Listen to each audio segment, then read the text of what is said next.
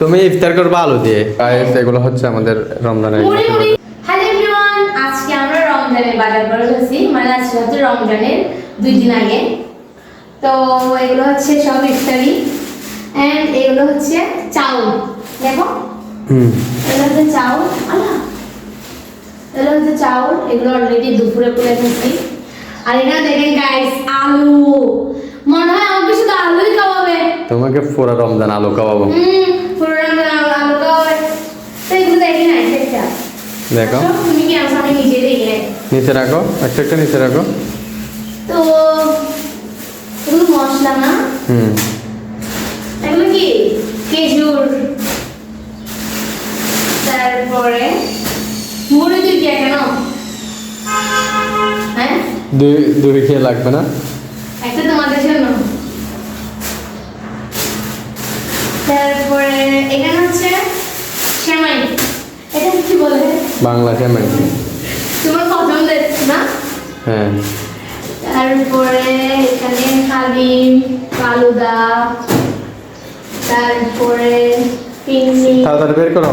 পিন্নি guys বিন কি মার্কেটে দেখো চুরি করে দুনিয়া চলে যেতে। চলে গেল। সাবান একসাথে মাসে বলা সময় যেহেতু একদম মানে নতুন মাস ঘুরছে মাসে প্রথম তাই এই দিকে কেউ খাওয়া হচ্ছে না। তোমাকে আলু খাওয়াবো পুরো রমজান। আমি আলু খাবো না, আমি আলু কম খাই। তুমি ইফতার করবে আলু দিয়ে? না আমি আলু কম খাই। তার বেশি করে আলু দেয়। চিরা আমার আলু কি এটা সেটা দেয় আবার এখানে বেশি বাড়ি দিবে। হ্যাঁ তো গাইস এগুলো হচ্ছে আমাদের রমজানের ইফতারি। চিনি আস্তে আস্তে না।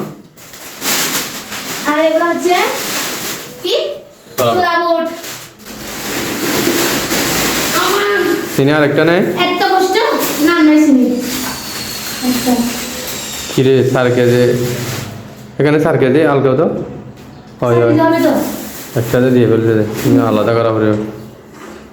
তো এই হচ্ছে আমাদের রমজানের ইফতারের বাজার। কি কি কিনছো? সব কিনছি।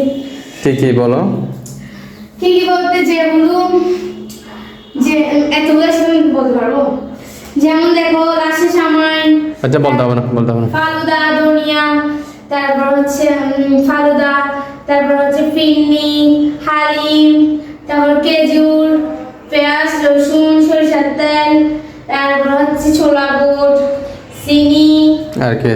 আর ওটা কি যে চিরা, তারপর মাছের মধ্যে রাখা আছে এখানে মাছ মাংস সবগুলো আলাদা। তো গাইস এগুলো হচ্ছে আমাদের রমজানের।